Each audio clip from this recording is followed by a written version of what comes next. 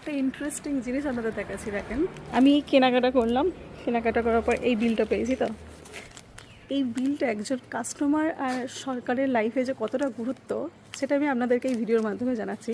শুনলে সত্যিই অবাক হবেন। এটা হচ্ছে রিসিপ্ট কেনাকাটা করার পর, আর সাথে এই যে নাম্বারটা রয়েছে না, এটা সরকার সবাইকে অ্যাজ এ টোকেন দিচ্ছেন।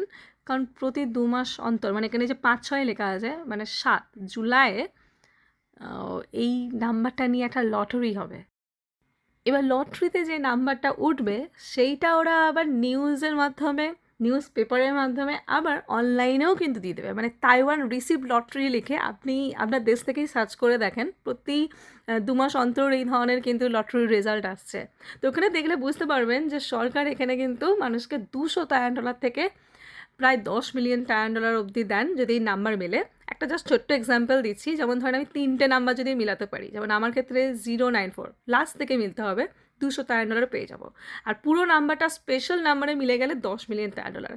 বাট এইটা কী জন্য করে জানেন? এই দেশের ইকোনমি যাতে ভেঙে না যায়। এখানে এত দোকান রয়েছে, মানুষ এত কেনাকাটা করে, আর সরকারও চায় মানুষ কেনাকাটা করুক, এটার একটা উৎসাহ দেওয়ার জন্য। প্লাস হচ্ছে যাতে কোনো দোকানে কেনাকাটা করার পর সেই ব্যবসায়ীরা ট্যাক্সে কোনো কারচুপি না করতে পারে। এই বিলটা মানুষ এমনিই চেয়ে নেবে, সে দান করার জন্য হোক বা নিজের কাছে রেখে দেওয়ার জন্য হোক। এবং এর জন্য কি হচ্ছে, তাকে রিসিপ্ট দিতেই হচ্ছে, সরকারের কাছে একদম নোট ডাউন হয়ে গেছে যেটা কেনাকাটা হয়েছে কত অ্যামাউন্টের, সুতরাং ট্যাক্স একদম প্রপার সরকারের কাছে চলে যাচ্ছে।